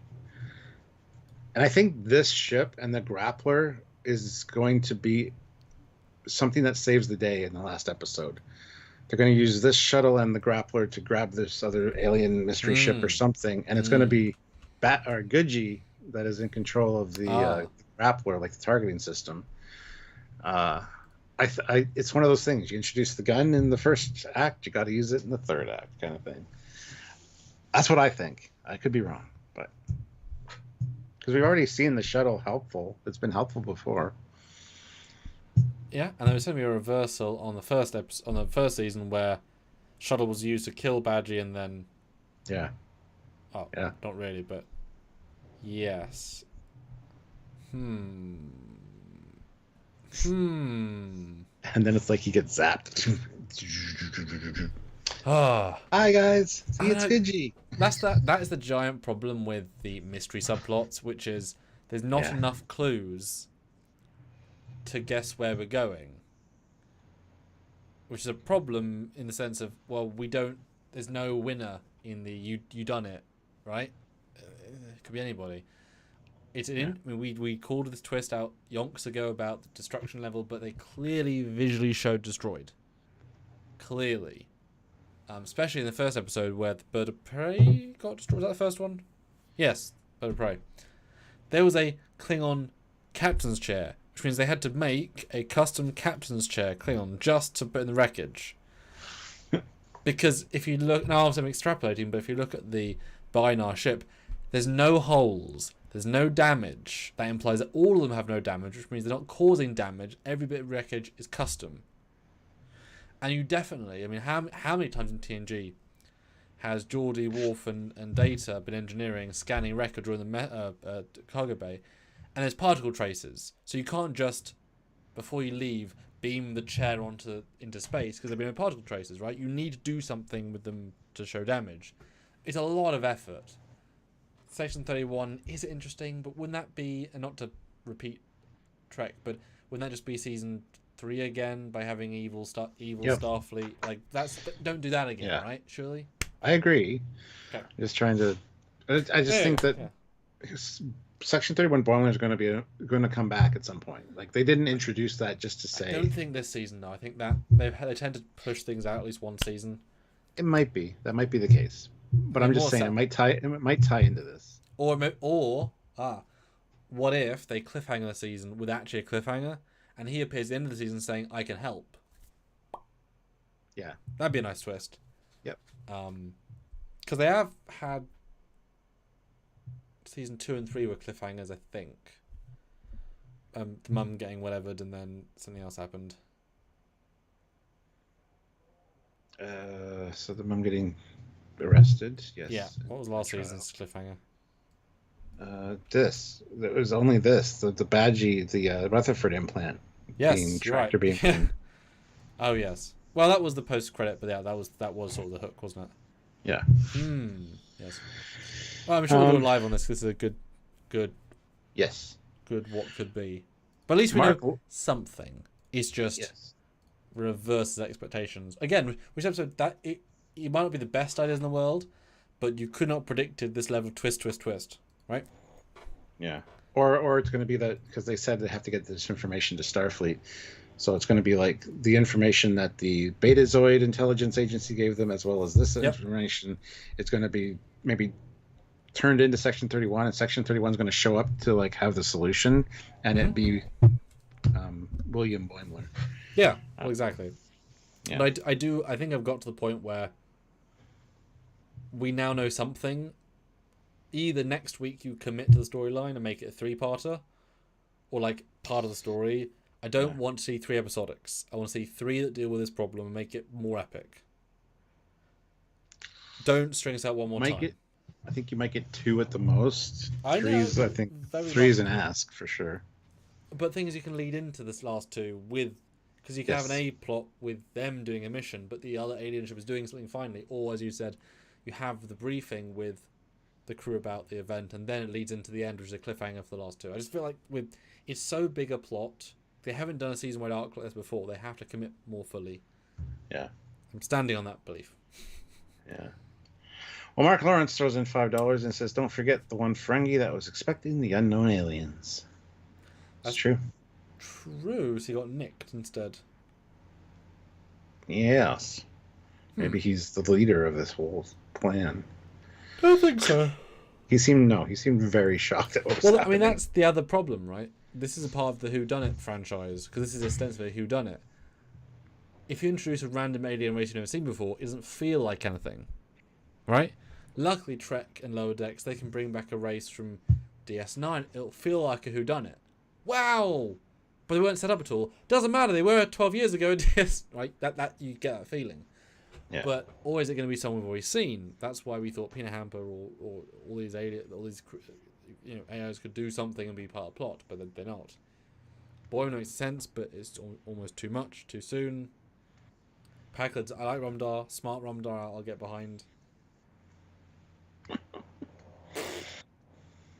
Yeah. There's not that many threads. Well. We hit 50 likes, but now is your chance, guys, to super chat in with your scores out of 10. And vote on the poll if you haven't. What are your thoughts on this episode? It'll be interesting to kind of get a score smattering. I already got a 6 out of 10 from somebody, so we're going to give our final thoughts and our scores, and then you guys super chat in. I'll read all of those at the end, and anything like $2, $5, anything helps out. So if really you can. Please do that. And then, if you just put it in the regular chat, Sam will read those out at the end as well. So we want you guys to participate. That's what these lives are all about. So there it is. It's your chance to talk and discuss and theorize. But do also remember that next Saturday is our anniversary 9 years drunk yard / chat yard / memory yard / we're the yards, right? So join in for that. That'll be a really fun time. We'll reminisce. It'll be the 21st. Just so you guys know. Yeah, 21st. That's just before Stuart goes to America, which is amazing. Very excited about that, to discuss, debate, theorize, chat, have fun, hang out with you. The last one, Trekyards Extreme, Drunk Yards Extreme, was phenomenal. So I'm excited for that. So do tune in. We've done at least 4 of those anniversary streams. They're always nice to remember the past and events and trips. And we always find new stories and new memories. That's always nice. And, like I said, like I joked last week, was I really joking? Start saving those pennies to come meet us for the 10th year Trekyards anniversary. Our regulars are damn regular, so hey, if you've not been outside your state before, make a note and come visit us for the anniversary thing. Or conversely, plan to be at Star Trek Las Vegas, and we'll have a Trekyards meetup. Yes, that too. That's in August, so it's a little before the 10th. Yeah. But that could be our 10th kind of thing. Yeah, exactly. Yeah. Yeah. But imagine though, we could do this live, but in a room, and you could be there in the audience with us. And so Ozzy could say, $5. I hate this episode. Everyone would have paddles for the super chat amount. Only raise it if you want to speak. Yeah. Oh, that'd be incredible. All right. Yes. Well, do the things, hit the likes, vote in the poll, and super chat in with your scores, guys. We want to hear them. So, Stuart, you're at the time of episode.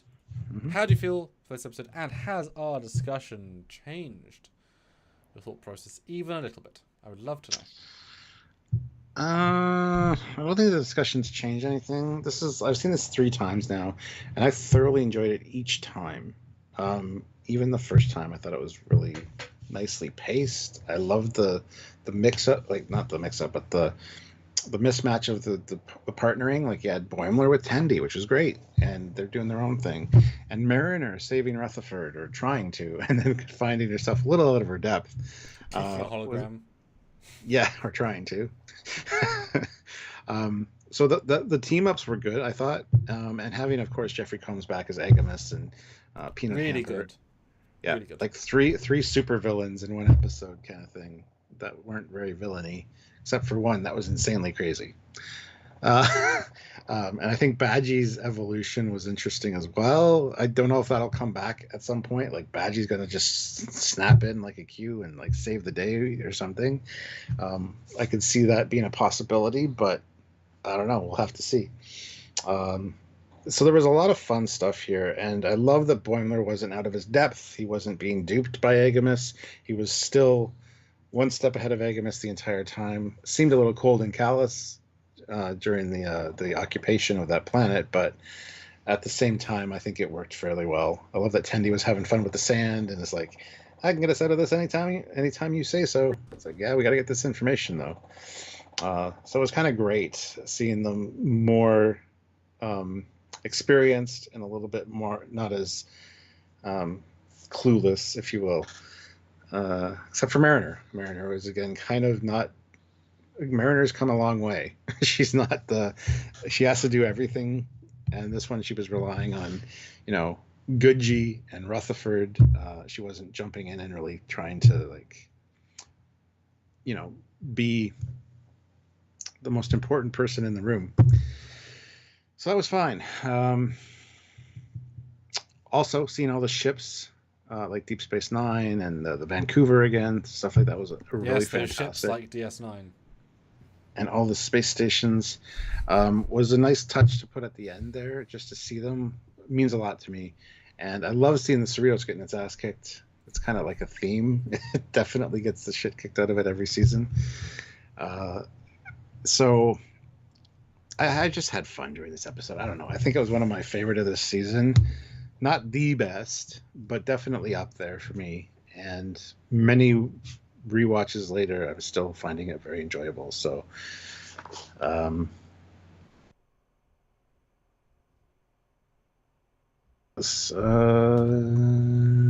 poor logic-y. I think Goodgy is going to, because now he's the targeting system for the grappler, I think is going to be important at some point. The AI, so it'll be interesting to see where it goes. Mm-hmm. All that being said, I missed T'Lyn. It would have been great to have her in this in some capacity. The distance thing didn't really... First of all, I really didn't notice it or pay attention to it until you start thinking about it, and then you pointed it out, and it's like, okay. And the more I think about that, the more it kind of irritates me, because we don't know where this planet is. It's not near Earth. I can guarantee you that. And they're only in a shuttle. And then the other station that's in the middle of nowhere, again, far out somewhere, kind of bothers me. So yeah, I guess talking about this episode did change my view a little bit. Because last episode distance, most of the time it's fine because it's like a little bit here. This one really pushes it, like to the point of Picard season 3. But I didn't even think about it. I didn't even think about that the first time because I was enjoying the episode so much and what was going on. So, but the more I think about it, the more it kind of irritates me. So I guess, yes, talking about it did kind of influence my thoughts a little bit. It doesn't really take away from the episode for me. It's just one of those things that's worth noting in the vast Trek knowledge memory bank. It's the stuff that people would do in 5 years when this becomes a let's do a nostalgic rewatch of Trek, as do for TNG, right? It's the exact same fundamental flaw of the episode, but they knew it going in. Because you can't do that sort of gallivanting without saying F it. Yeah. Fundamentally. Okay, scores, Stuart. So out of 10 for the season / enjoyment, and all of Lower Decks. Go with the gut, Stuart. Okay. Just whatever you're going for. Yeah. For enjoyment for the season, I'm going to give it a 8.9. Okay. Really did enjoy this one. For all of Lower Decks, it's definitely up there as well. Might be a little bit lower though, because there were some really good episodes of Lower Decks. I'll give it an 8.4. Okay. Yeah, I think I'll go with those. Right. So, yeah. Oh, your score That's is just me, personal preference. I really enjoyed this one. Just the kind of the breakneck speed of the plots and stuff. Yeah. Yeah. Sure, there was a lot jammed in there, but I think it was never a moment where it was like nothing happening.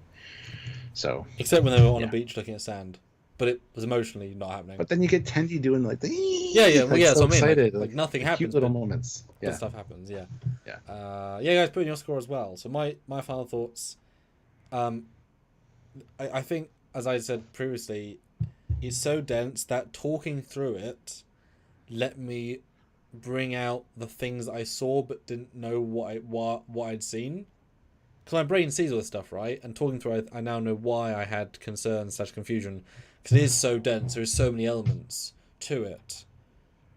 It's a lot. It's a lot of payoffs. I think maybe the finality of some of the storylines also gives him pause. It's so tricky. I'm still torn. Right, I like it because it's very in canon Lower Decks. A lot of payoffs, a lot of character. Everyone's in character. A lot of big stuff. But it's not what I wanted out of the story. And the fact that it felt like we were seeing another Control, another Valnakot, it felt really samey. But this was almost the best one of it. That's the problem. That if this had been the first time, if this had been season 1, before Prodigy and before Control, well, if it had been before Control, this would have been mind-blowing as a storyline for Badgy. That would have been like, wow, we saw this thing, right? But it feels now overdone to the point of like, okay. It was great though, but that's probably having more media. I think in 10 years or 15 years, that'll play very differently again because there'll be all that time away from Discovery to who cares point, right? Like, it'll be its own thing entirely. And it would be fascinating. Obviously, we can't do this internally, but if you could watch only Lower Decks without the context of the other shows and just see how it would feel as a payoff in a vacuum, right? Is it satisfying just for a Lower Decks storyline? I don't know, because I can't think that way, unfortunately, right? But the TNG, once we knew the TNG stuff was there, second watch it was better, I'll tell you that. Second watch it was better.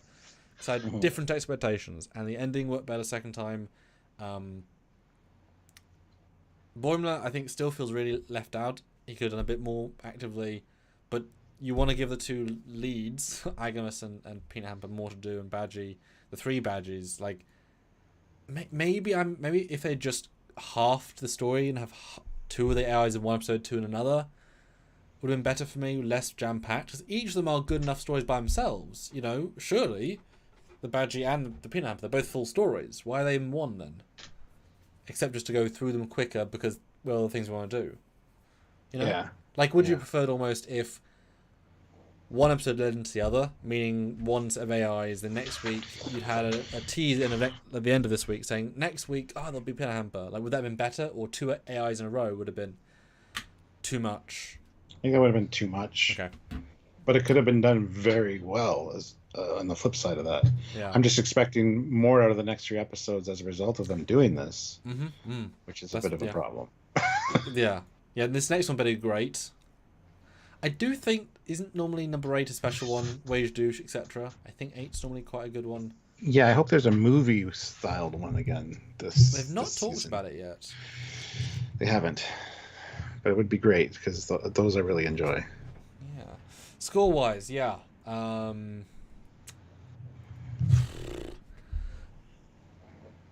don't know. I'm confused my brain. This season, I'll do all Lower Decks first, because there's a lot of better Lower Decks episodes, right? A lot of better ones that are just simpler and streamlined. I think for all Lower Decks, this is going to get a 7.7. Oh, I was going to say 7.6 from you. 7.5. So it's. Oh. It beats the bad ones for sure, but doesn't quite work for me. There's a lot of better ones, right? No question. That's fine. There's lots of better episodes. This season is not the strongest season, which is sad because we're almost near the end of the season. And that's kind of sad, but whatever. It started off so good this season. Yeah. Well, that's the problem. Their bar is so high, average is not good enough, right? Yeah. Part of why TNG fell down to becoming average. This season, though, it does stand out that stuff happened, but it lacks that purity of other ones. We'll have to see in retrospect, right? I don't know how to judge it exactly, but I think I'm going to give it a very respectable 8 for this season. Okay. Because there's nothing innately bad about it. It's just it doesn't come together for me in a cohesive piece. But that shouldn't be a throwawayable factor, right? But I think it probably should have split up in 2 different episodes. I think that would have improved it overall. And that's okay. So there you go. Cool. Were you expecting lower scores from me? A bit more harsh? I was. Yes, Yeah. I was. Yeah. But you says every year, Lower Decks doesn't really have a low, like, their scores are so skewed as a quality. Like, oh no, a 7.5, that's so bad. Yeah, Which is exactly. what it feels like. Yeah, exactly. Isn't that lovely, though? It's a lovely thing to be able to say. It's true. All right, guys. Well, What do you guys think? Go, Yeah. Wow. Yeah, go vote in the poll if you haven't, because we're going to close that out right now, I think. Is this your favorite of the season? Yes was leading for a while, but it got edged out by no, 45%. Yes is still at 38%, though. And meh is at 17% with 64 votes. So, I mean, that's interesting. Yes was leading for a while when the poll first started. Right. Yes was in the lead. But, which I didn't agree with. This is not the best of the season or the favorite. Well, I can't judge anybody's favorite because it's subjective, but it's not my favorite of the season. But I think it's up there. I really enjoyed it. It was fun to watch Badgy be crazy and to see the different versions of Badgy. I don't know. I enjoyed it. Well, it's also doing radically different things, right? It isn't a single standalone. It isn't a A-B plot.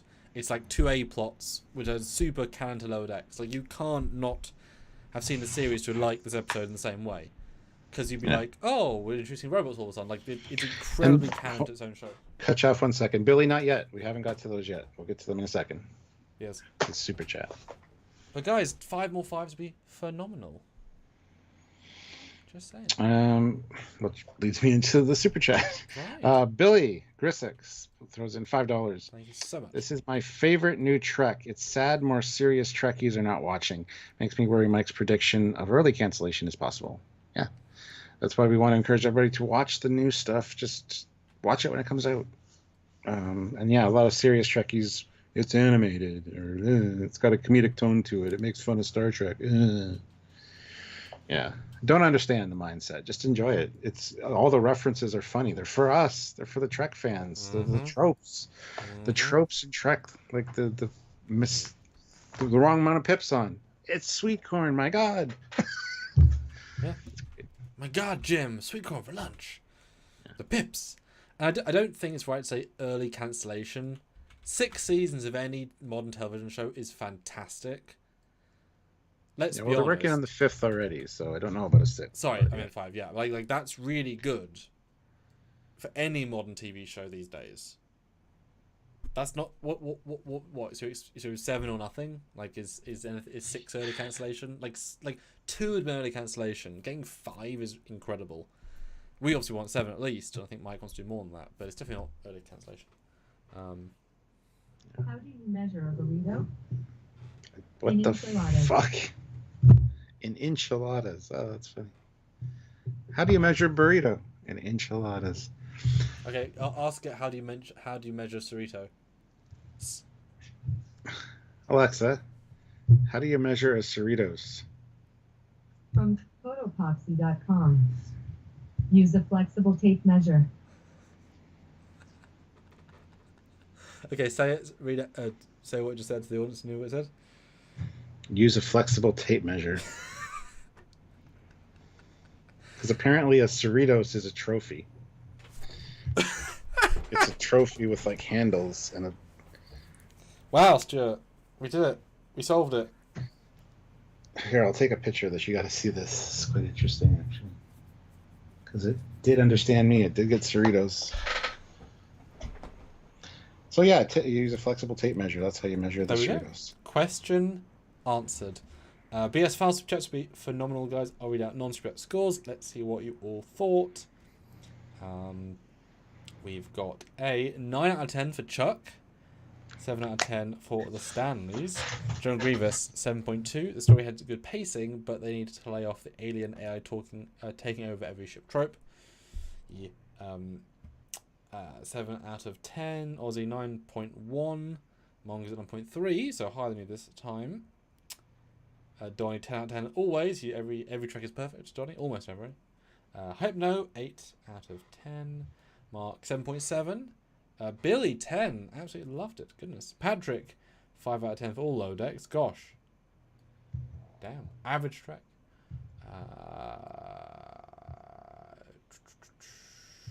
Okay. Yeah, I guess That's average track. broad. That's interesting because there's not a lot of Starfleetiness in this one. The Cerritos crew really doesn't do anything.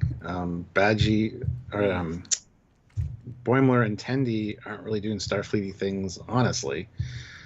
And even Rutherford and Mariner, wow. It's an interesting way to think about things. Because I always talk about the Star Trek in my Star Trek. I like to have some Star Trek. And I guess the Cerritos getting attacked was Star Trek in my Star Trek, plus all the ships and stations at the end.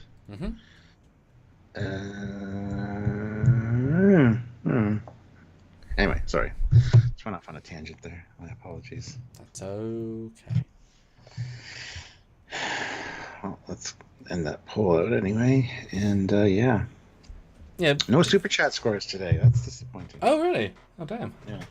Oh, No strange. one. Well, 6 out of 10. Sergeant Montgomery did, but we read that one before we did ours. So. Oh, yes. Yeah, so any live plans this weekend, Stuart? Anything on the horizon?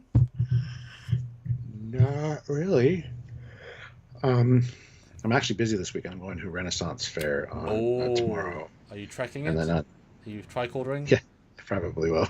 Yes. we'll see. I mean, you've got better uniforms you've ever had, Stuart. So less. I know, but it's also supposed to rain, so I don't want to wear uniforms in the rain. That's true. We'll see. And my dad and my brother are coming over on Sunday, so. Oh, that's good. And also, I'll talk about this to do live because why not? Drone Dominion, their Indiegogo chat about the new project. What day best suits you next week? Monday, Tuesday, or Wednesday? And I'll see what they say. Either. So Not Tuesday. Monday or Wednesday. Monday or Wednesday. Okay. We'll email them right now. Okay. What is it? Monday or Wednesday? Okay. Monday, Wednesday, normal times. That'll be the Dreadnought Dominion fan film group that we've had on twice before, or just once? Maybe just once. I remember just once, but my memory is shit anyway, so. Yeah. Monday That or doesn't- Wednesday. No, what's it your time? What's it? So it's 4 p.m. to 6 p.m. Eastern, isn't it? Yeah, 4 to 6, yeah. That's your slot. So they're doing a crowdfunder to fund 3 different films, one in each of their franchises they've developed, and that will be going to one trio story. It's quite it's very ambitious. It's quite a clever idea. I do know the storyline. It's got some really fun stuff. You'll enjoy it, Stuart. Some of the payoffs near the end are quite us. Nice. Which I always appreciate. And I think 48% funding. So obviously, and it's quite a small goal for fan films. So let's promote them, get the word out, and hopefully some people will Indiegogo, because there's some actually quite fun perks, some actual proper nice things you can get, which is fun. Nice. So yeah, tune in for that. Let's see if they can do one of those 2 days, and see what happens. Cool. All right. Well, I mean, guys, watch our edited content this weekend, and tune in next week again. As always, we got always edited content and always lives coming out all the time. We're always here in some form. You can find Trekyards when you need your Trekyards fix. Yes, you do. So until next time, he's Commander Cockings. He's got a Foley. We'll see you guys later. Bye, guys. Bye, everybody. Be good, G, to each other.